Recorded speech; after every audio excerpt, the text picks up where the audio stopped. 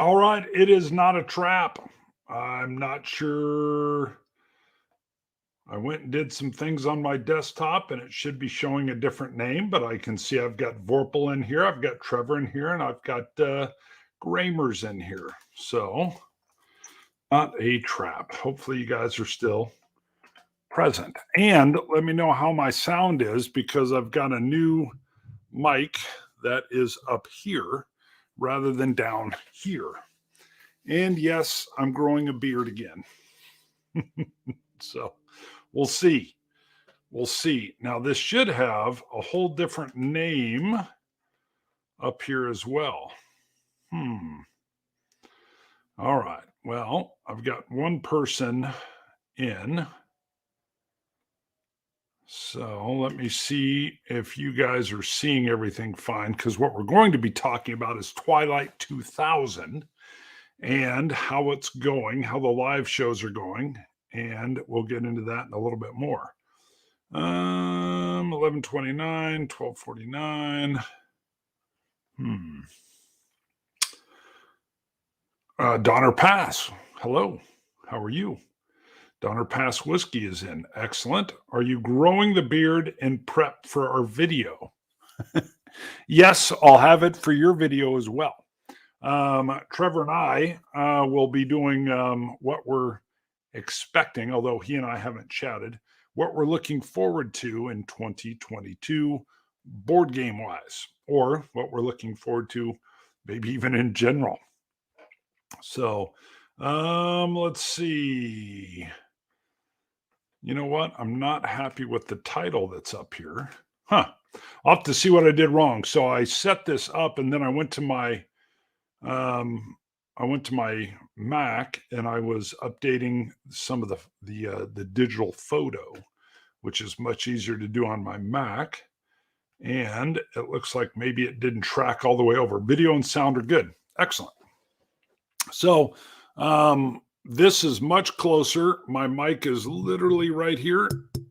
Okay. Just off screen. And I noticed when I was doing the role-playing game, on one of the episodes, I had terrible sound. And it could have been a switch with the port. My son will actually use this when he films his show. And I wanted to come up with something that worked a little bit better.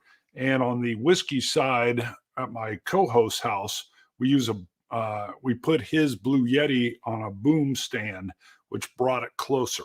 And so good to know that it sounds good. That's what I was looking for. We also just filmed some whiskey. So I've got something called Saints Alley. Where is it? Yes, Saints Alley here. I keep wanting to call it Saints Row, which is board or a video game-ish. This is a combination of MGP, which is a industrial-sized alcohol distiller. They'll even do medicinal kind of alcohol in Indiana, but they make some unbelievable amounts of whiskey and rye, and they partnered with Iron Root Republic out of Denison, Texas, one of our favorite distilleries, and they're putting out some beautiful juice. Ooh, Saints Anger, Saints Alley. So, good. All right. So again, I'm still seeing some weird title, my T2K, which is fine. I don't know what quite happened on that. I can fix that in post. So we'll catch up on what we're doing board game wise. I actually have the Tank Duel from GMT, the North African expansion, and a tank pack, which adds more tanks, sitting over on my game table. I've read the rules. I'm going to be playing through that. It's an expansion for the original Tank Duel, and it has cards that will bring in everything from blowing dust to, oh shoot, what else do they have in there? A lot more, some deeper infantry rules that are in play or will be in play. I haven't played with it yet. I've just read the rules. Same with our anti-tank guns wheeled. Well, I'll see. I've got the tank pack as well, but we'll be getting into that. I'll be doing a review of that once I get some gameplay. Had a bunch of family in for Thanksgiving, so that kind of shut down gameplay for a while. And then I've been doing this Twilight 2000 4th edition from Free League. These shows that I'm filming via StreamYard, but I'm not filming them live, but we're filming with Dan and Ron Nicholson, Dan from No Enemies Here. And then I'm able to then just kick it over. We haven't had to do any editing. I don't think I'll have to, which saves a lot of time for me. And it's just fun. But I am not a role-playing master. I've played some. I will like DM or Game Master Fate, which I like as an open system with skills and, where you're participating. But Twilight 2000 has an interesting thing where it's a little more regimented, and I've not been as good as I need to be. I'm going to play some solitaire stuff at home to get my regimentation down with the rules. But it is a system that is open world, open sandbox. They call it a hex crawl. And it means that the players, in this case, Dan and Ron, can do anything that they want. And I'm not, they call it the referee, supposed to put them on rails or script them down a particular line, which is what I like, because I'll do about 10 to 15 minutes of prep. And then off we go and play. And if anybody's caught the first two, we filmed the first one. I thought it went great. The second one was interesting for me because they're being very cautious, which they should be. There's only two of them. It's basically a sniper and his assistant. And it's a hostile world. So they're being very cautious. And there hasn't been as much action. Now, I'm used to more action, but I've even I talked to my son yesterday. He's a bigger role player. And I said, hey, this is what happened. And I felt like it should have had some more action. And he immediately warned me, because he's a bigger role player than I am. He said, let them do what they want to do. Maybe it'll be more of a, maybe less entertaining, but maybe they're going to be more stealth and creeping along and trying to avoid all contact. Great. I just need to gear them toward having to work their way through that stealth. I was like, good point. Because the key is I need to reflect their style. And this is a learning exercise for me, role-playing wise as well. Let me see what we got from Trevor. I'm not as good as I need to be. That's the title of my memoir. Yeah. I would say I'm always working on personal development, but I'm never afraid to step out, fall down, or fail. Matter of fact, I sometimes like when I do that, as long as it's not life-threatening to anybody. My personal job, you generally don't want to fail in tough times, but you can learn from those things. That's the beauty of role-playing. And I like a grittier, real-life role play. I don't like as much of a not anti-fantasy scene, but I guess I would want it to be a gritty fantasy scene. I've got to get used to this, though, because I haven't been as regimented. I need to work my shifts. I practiced a little more. There's 4 shifts to a day, the encounters, and then how they roll through their each shift and what they do. And I'll get better as we go. Hopefully it's entertaining to watch. I may get my son involved in one as well. We'll see. My whole deal again is have fun with the channel. And to use it for that bonding aspect of the bonding with board games. So when family was here, I got out some gameplay and we did some lighter stuff to involve everybody, and it just works so well. Board games do so many, or role-playing games do so many good things that it's just a complete joy for me. So the idea that I could bring Dan Pancaldian from Canada and Ron, who's over in Ohio, and have us come together and game. And I've been wanting to do something with both of them for quite some time. So that's been very fun. Hopefully they're enjoying themselves. I got to touch base. I get a feeling that Dan wants a little bit more fighting action, in which case he'll need to drive that. But Ron is much more cautious, and Dan doesn't want to go counter against Ron. So they're kind of feeling their way along, and I don't know if that comes out in the show or not. the filming of a 1 hour show. I try to keep these role playing episodes at about an hour ish. Um, and I caught myself wondering, is this entertaining? And then I had to wipe that from my head because it may not be, but what I'm doing with them for me was personally entertaining and learning at the same time. Hopefully that makes sense. Let's see. Trevor says, so I think I know that answer, but going through this role playing experience, has it given you the itch to finish your ambush expansions? I've always had that itch. Ron Nicholson, who's in the role playing, actually jumped in. I sent him my all my 3 missions, and he started with the first one and kind of reconfigured and fixed things and said, "Hey, this layout I don't like, and can I fix this?" And then he played through and he said, "Okay, I got this. I think you've got a wrong paragraph number here." He was correct. Fixed that, and then he said, "Hey, I'm now going to stress the system, stress your story.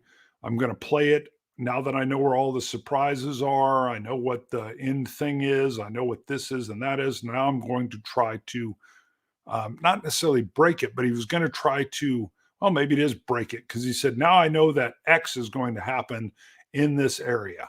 I'm going to, knowing that forethought, I'm going to move as quickly as I can to this other point where I should have an advantage and see if I can stress your system." And I said, "Do it." And then he sent me a bunch of notes. And I actually, what my problem is I need time and I don't have it. And that's my own fault.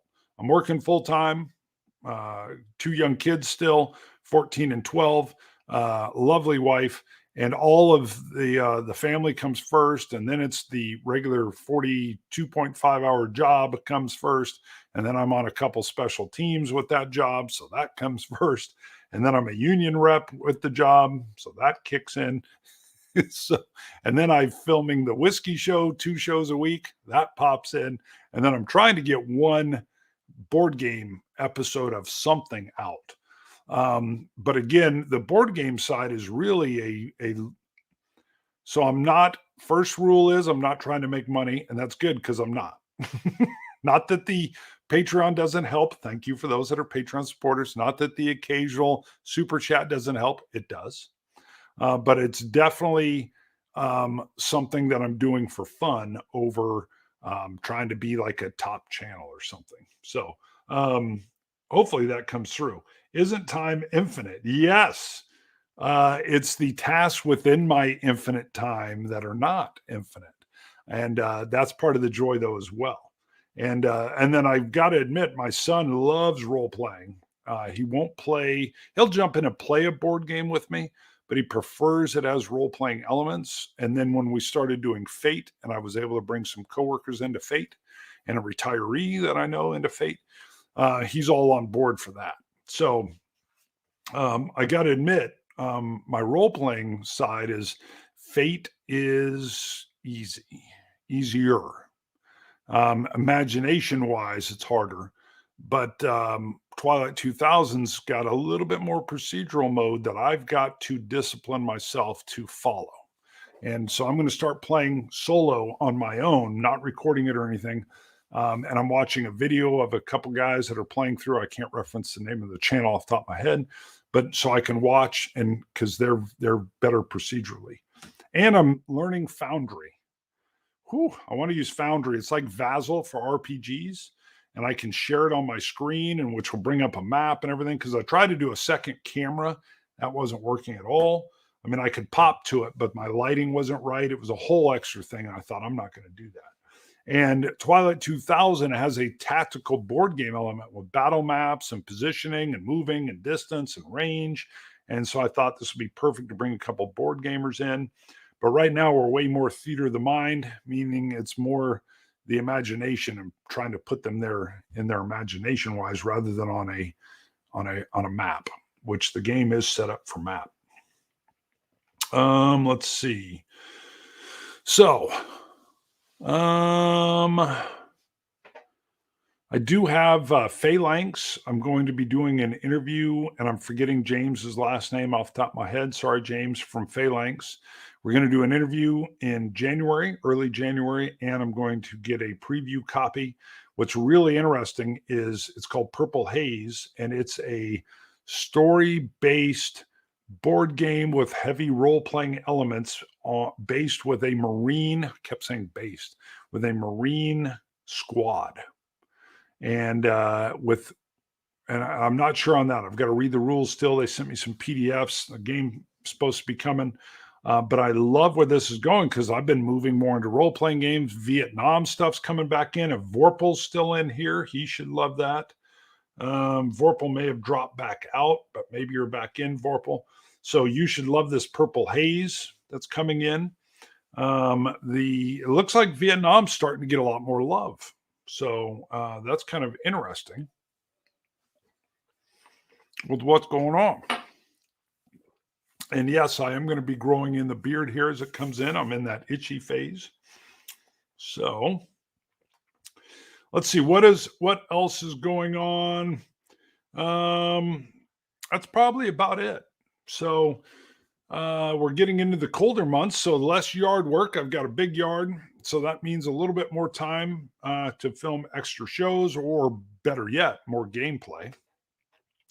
I am going to lean into this role-playing more. I'm really enjoying what I'm able to do with StreamYard.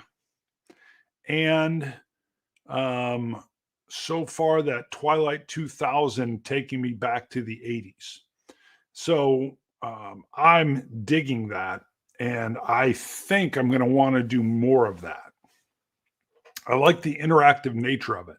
I may even run a couple live. So far, I haven't been doing them live because there's no way I can run it and really pay attention to the comments that are coming in. But I think I could get there. I want to get Foundry up so I have a little bit better visual display for the players. It's not all just mental.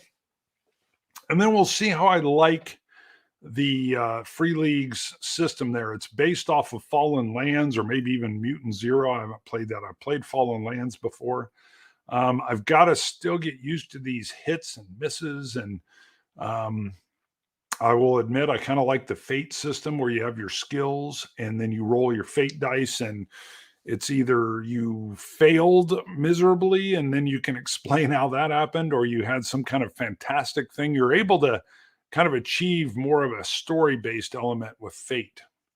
So we'll see. I won't go too long on this. I bet you Vorpal's not in because I thought he would have gone nuts over Purple Haze. So, but the screenshot, I don't think I'm going to be able to share it. Let me see. I think I have maybe... I think I can share this. Let's see. Is that going to work? It doesn't seem like that PDF's going to open. Okay. Well, I was going to do a screen share, but I can't quite get that to open. Maybe I'm not supposed to yet anyway.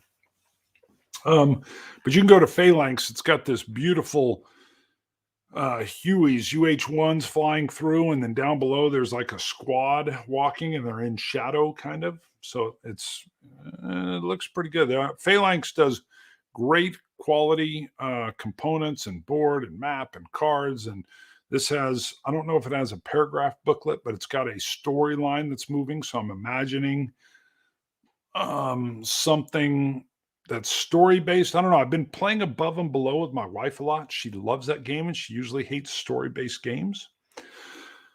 But Above and Below, if you go below, you'll go to a paragraph booklet, and there's challenges that you're doing in that game. And then depending on how you achieve them, you get better stuff or worse stuff or whatever.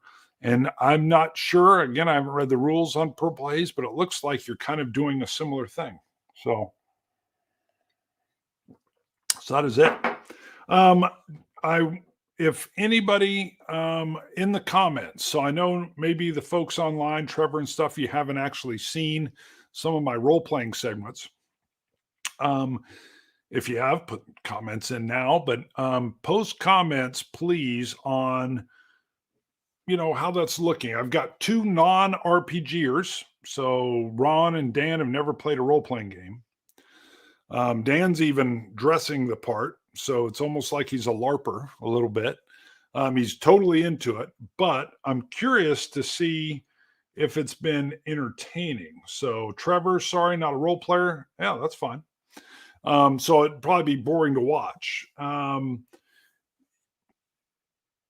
Yeah, I don't know. I like it. I like the stories that trigger off. And this Twilight 2000 4K's got a solo element with what they call the Oracle and these cards. And you can use a normal deck, 52 cards, but it comes with a deck that has some encounters that happen, but you also have some charts that can generate encounters or NPCs or certain types of people, good people, bad people, evil people. I think one of the things, no, not think, I know. So I'll do a review on this once I get a few more games in. But boy, does it need some card stock charts. I'm so used to war games. GMT is spectacular. I mean, look what they're able to do with their fold outs with oh shoot, all the coin series games. I need charts for this role playing game like that. They're all sparse throughout the book. And I'm thinking, man, and I went on the Facebook group page, or maybe it was on Drive Through RPG. There's some people making like player screen type stuff. Well, this game should have come with it. Should have had it right from the get-go. I need one sheet that I can look at to generate a character, and then another sheet on how I break my shifts down, what happens on each shift. And my board game side is screaming, why didn't you have a couple player aids with this? I mean, this should be part of the game. It shouldn't be sparse throughout this big book. It is indexed, so they did a great job on that, and you can find it, but there's nothing. It's my board game side. I don't like seeing somebody flip through a book and go to the rules, but there's the sheets are everywhere. The little charts are all over the place. That's a pre-criticism that you'll hear when I do my final review. In the meantime, though, I'm going to go search because I think there's people making player aids for everybody.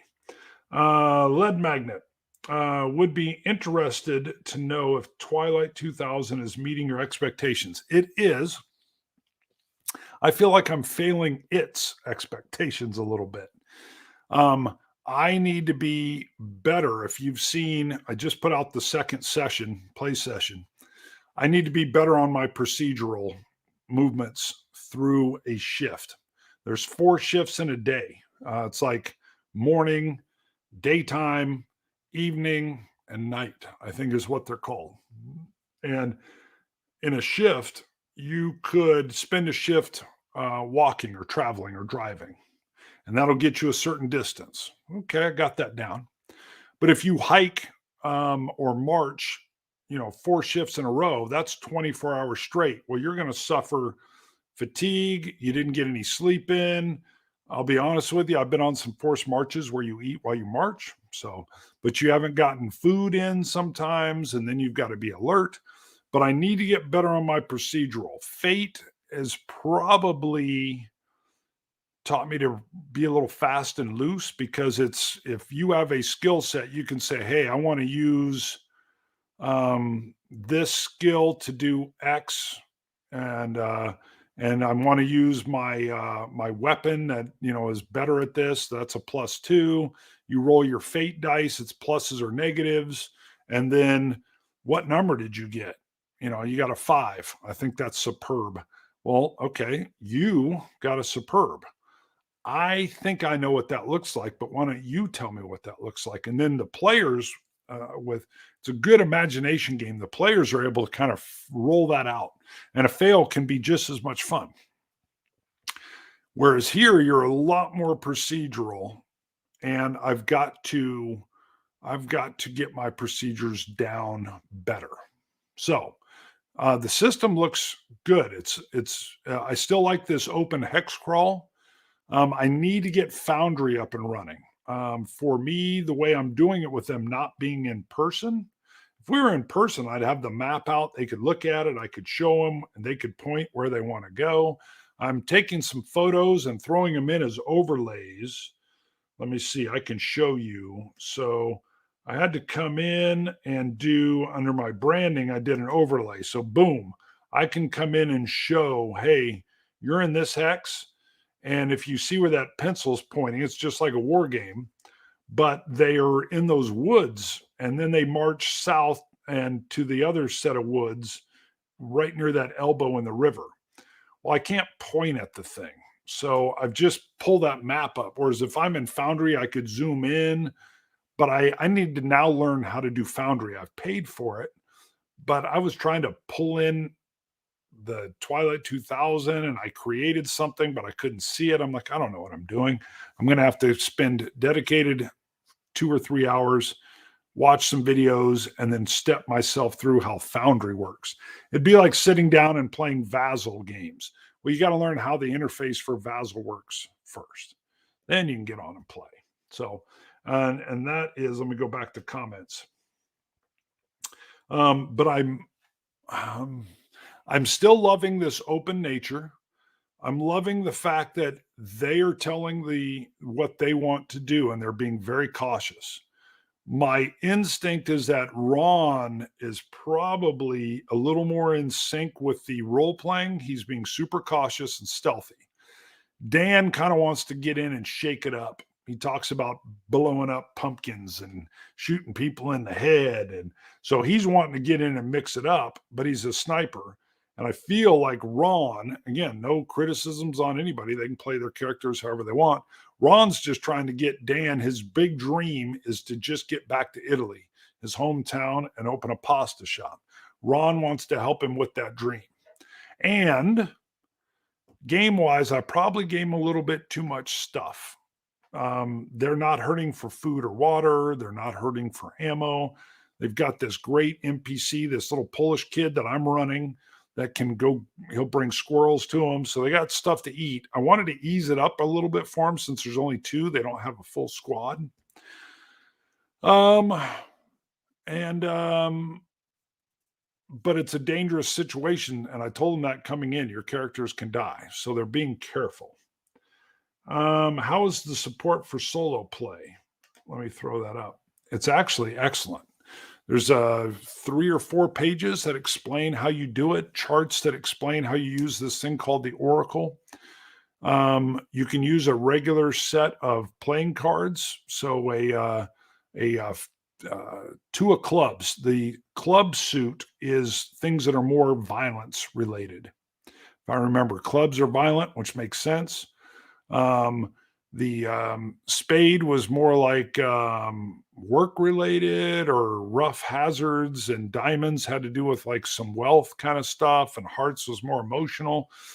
So you can use a regular playing deck, but they have a deck that came with the game that has some encounters, random encounters anyway. But on that, there's rules like, is it daylight? Yes. Okay. Well, we were moving at night, so that won't even happen. But it could be day and night. It could be road and off-road. It could be a little campfire, which means even if you're in camp, this encounter is going to happen. And these guys have been moving sometimes at night, being very cautious.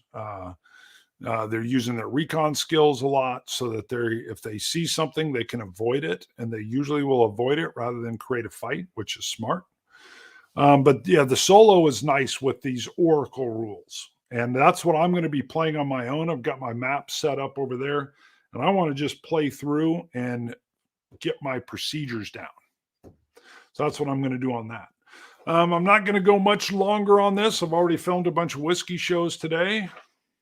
We never drink too much. That's about as much as I'll try to sample while we're doing a show. But I wanted to come on and test my new mic system. Make sure it was sounding good. It's isolated from the table. So if I do this now, it won't be messing with the sound. And it's a little bit closer to my mouth. So I wanted to test that and see how that works. And I've been getting good feedback on that. So lead magnet, the support for solo is great in the game. Fate is my main other role-playing game that I've really played the most with. I did play from Free League. I had a buddy come over that's big into role playing, does not like board games. He mocks board games all the time. But we played what is it, Fallen Land, I think. It's the gritty fantasy land that a lot of the rules, Forbidden Lands. Sorry, Forbidden. So I'd played that as just a player. So I was familiar with, you roll in this one, you roll a polyhedron dice, 6. You're either rolling 6, 8, 10, or 12-sided die. Sometimes you're rolling 2. You can push those dice if you don't get a success on your first roll. But if you push and you get 1s, you will either suffer damage or your weapon system will suffer, or you could suffer stress, or your weapon system will suffer some damage and you'll have to clean it. It could jam or whatever. So I love all that side of it. I think we'll shut this down. Vorpal must not be in here.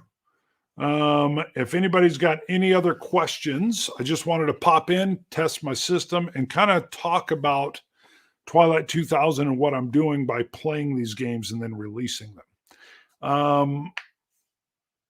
And I think as I get the rules down a little bit, I'll try a live so that there's some interaction, maybe. We'll see. Sometimes that makes the players a little more nervous too, because they know a lot of people are watching. As when we do it, it's a private room. It's just them. We work through it. And wow. And let me take care of this. So there we go. All right. All right. Thanks for the stream, Timon. You bet. Wow. This is going to keep coming. Let me see if I can. That's probably poor phrasing on my side there. So, all right. On that note, I will wrap that up, but this will be here for folks. Please put any questions in the comments. I will come back and respond. Let me know what you think of that. I don't usually do role-playing games on my channel, but I'm loving, me personally, GMing or refereeing these. And I love this post-apocalyptic world. I had the first and second editions of Twilight 2000. And so when it was coming out from Free League, I jumped on the Kickstarter and I was really excited to get it. So, and as I get better, I may open it up probably through Patreon. I haven't really thought all this out. Maybe everybody hates it and they don't want to do it anyway, but I may open it up for like a Patreon level if people are there and donating and they want to come in and play and they're willing to come on the show. I might be able to work it out that way. So, all righty, cool. I'm going to wrap this up right at 33 minutes. Thank you, everybody, for coming in. Vorpal, look for Purple Haze, buddy, from Phalanx. Go look at it and go look at it. I think Vorpal's going to like that if he's watching this later. See you guys. Bye.